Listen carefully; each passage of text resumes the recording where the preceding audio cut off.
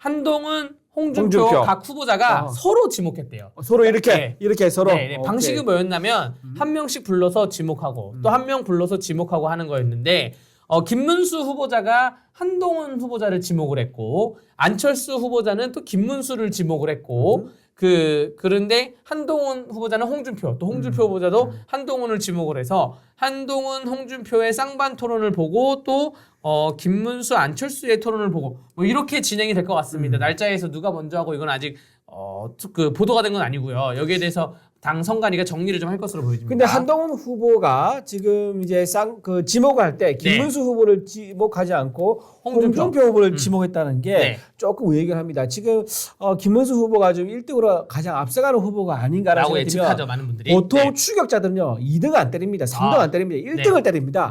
왜냐하면 1등을 때려야지 본인 체급이 올라가면서 더 주목받고 경쟁력을 이렇게 해서 그 시너지 효과를 타고 올라가거든요. 근데 홍준표 후보를 지목했다. 제가 보기에는 지난번 그 TV 토론에서 좀 재미를 본 것 같아요. 무슨 말이냐? 홍준표 후보가 본인은 이제 재밌게 하려고 하는 거고 또 청년들이 물어보니까 하는 거라고 했지만 어쨌든 키높이라든가 머리가 생머리냐든가 보정속옷이라든가 이 얘기가 함으로 인해 가지고 다음날 바로 좀 비판을 많이 받았어요. 그래서 홍준표에 대한 좀 비판 여론이라든가 이렇게 좀 나왔었지요. 지금 엄중한 상황인데 그런 시시콜콜한 거 물을 때냐라고 비판이 나오면서 홍준표 표가 조금 깎이는 그런 효과가 아마 있었을 겁니다. 그래서 한동훈 후보가 역으로 또 오히려 또 빛을 발하는 또 그 반작용으로 이제 본인이 좀 지지를 가져가는 이런 재미를 봤었기 때문에 아마도 그것을 또 한번 두 번째 노리는 게 아닐까 이렇게 생각합니다. 저는 약간 4강전은 8강전도 좀 그렇게 준비했었어야 된다고 생각하는데 시시콜콜한 것도 다 물어봐야 됩니다. 그래서 시간을 늘려야 돼요. 토론 시간을. 토론을 8명을 앉혀놓고 8명을 앉혀놓고 뭐 1시간 토론하고 뭐 1시간 반 토론하고 할 게 아니라 24시간 토론을 돌리면서 다양한 걸 시시콜콜한 거 가족 문제까지 다 들춰내야 됩니다. 인사청문회에 준하는 너 집 어디야? 너네 아파트 몇 평이야? 너네 몇 억짜리 집에 사는데 그거 어떻게 구했니? 부터 시작을 해가지고 그 서로 상대방에 대해서 시시콜콜한 걸 다 점검을 해야지 털 거 다 털고 민주당과의 본선 토론이나 혹은 국민들에게 보여줄 수가 있는 것이고요. 아까 우리가 27%에서 36% 아무리 모아도 박스권을 벗어나지 못한다는 게 결국 흥행을 못하고 있다는 거거든요. 재미가 없는 거예요. 물론 토론에서 민생 얘기하고 미래산업 성장 동력, AI, 드론, 4차 혁명 얘기를 해야 되지만 그것도 한 70% 얘기하면서 30% 정도는 정말 개인에 대해서 물어봐야 되는 것이죠. 지금 뭐 대한민국 정치가 결국에는 주변 사람들이나 가족들 때문에 대통령이 마지막에 휘청거리는 것이 굉장히 많았는데 이걸 미리 점검하고 가는 거 필요도 있다 보여지고요. 그리고 그렇죠. 그 말이 어느 정도 개인적으로 키가 좀 궁금하기도 하고 좀 많이 궁금해요. 예를 들면 뭐 발이 편안한 키높이 깔창 뭐냐 뭐 본인이 많이 써봤기 때문에 키높이 종류가 많을 거 아니에요. 불편한 키높이, 편안한 키높이, 그다음에 짱 키높이 뭐 여러 가지 있을 겁니다. 그런 거 물어볼 수 있는 거죠. 그리고 아니면 아까 약간 그 후보자들 개개인이 본인의 아이덴티티와 본인의 성향에 대해서 좀 당당했으면 좋겠어요. 나는 이러이러해서 눈썹 문신을 했다 할 수도 있고 저도 눈썹 문신 했거든요. 그리고 그래요? 네, 저도 한 3년 전에 했습니다. 오, 정말 그리고 키노프를 하게 되면 나는 이러이러한 사실 예를 들어서 그 외국과의 외교 관계에서도 대한민국 대통령이 건장한 게 더 좋지 않냐. 난 건장한 모습을 보여주기 위해서 외형이 중요하다 생각하다. 뭐 당당하게 말할 수 있고요. 네, 그 얘기 해줄게요. 키높이 하니까 옛날에 이제 DJ하고 김정일이 북한 평양에 가서 만난 적이 있습니다. 그 유명한 사진인데요. 그거 보면 둘이서 공항에서 딱 만나가지고 그때 찍은 사진, 악수하는 찍은 사진이 있어요. 그 사진 보시면 키가 똑같아요. 그거 왜 그런지 아세요? 그거를 북한 측에서 이제 DJ보다 김정일 키가 작대요. 그래서 서로 키를 교환해가지고 김정은이 그때 키 높이 구두를 깔창을 깔고 가지고 DJ랑 키를 맞춘 게예요. 나중에 DJ로 나온 얘기인데 서로 사진을 잡았을 때 정상끼리 동등한 위치에 있다는 것을 보여주기 위해서 그거는 상호간의 예의라고 합니다.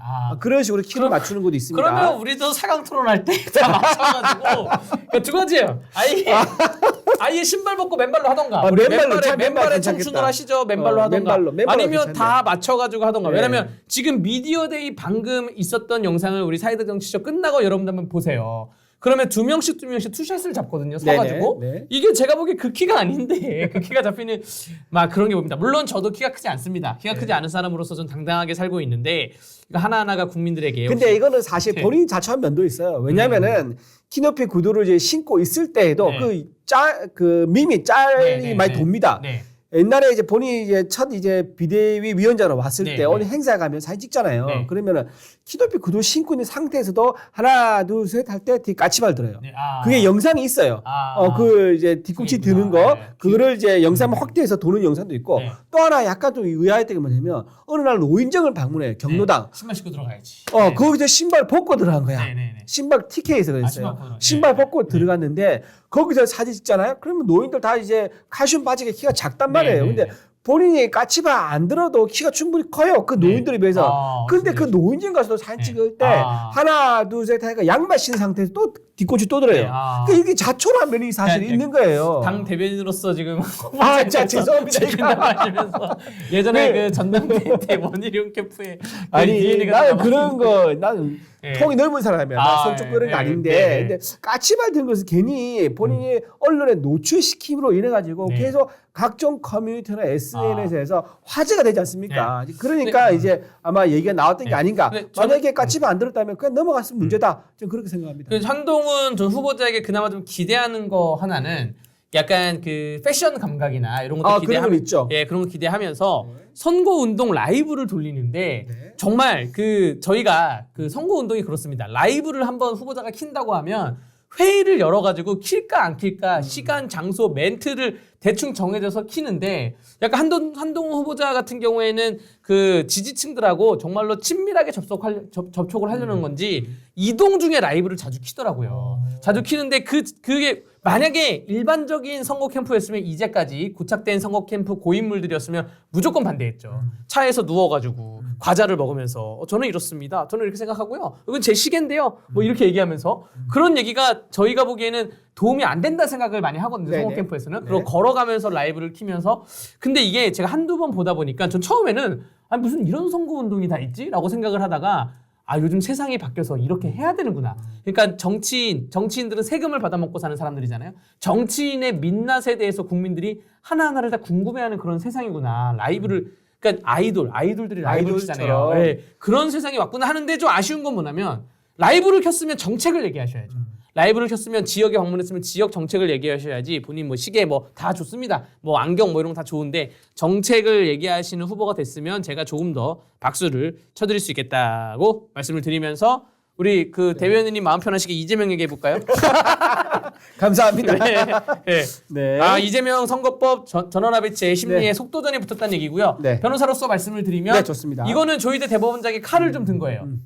칼을 들어서 633 원칙은 일단은 시간은 지키겠다. 내용은 모르겠습니다. 어떻게 갈지는. 시간은 지키겠다는 칼을 든 것이고 과거 사례에 비춰봤을 때 30일 전 31일 한 달 정도의 판단을 내리는 건데 결국 5월 10일이 대통령 후보자 등록일인데 5월 11일이 등록일인데 그 등록일 전에 판결이 나올까 그게 걱정인 거고요. 만약에 대통령 후보를 등록했다가 그 이후에 판결이 나오는데 파기환송이라도 나오면 파기 재판뿐만 아니라 파기환송이라고 나오게 되면 미국 민주당 같이 되는 거죠. 미국 민주당이 바이든이 대통령 후보 등록했다가 해리슨으로 교체를 했잖아요. 그러니까 한국 민주당도 그런 꼴을 좀 준비를 해야 되지 않나 그런 생각이 듭니다. 네, 맞습니다. 그리고 이제 조희대 대법관이 굉장히 지난번과 비슷한 사례를 들어서 말씀드리면 권순일 전 대법관이라고 있습니다. 이 사람이 그때 이재명 대표의 선거법 위반 관련해서 대법원에서 판단할 때 전원 합의체를 권순일 전 대법관이 회부를 합니다. 그래서 한 달 만에 결론을 낸 선례가 있습니다. 그렇기 때문에 이번에 주목받는 이유가 뭐냐면 조희대 대법관이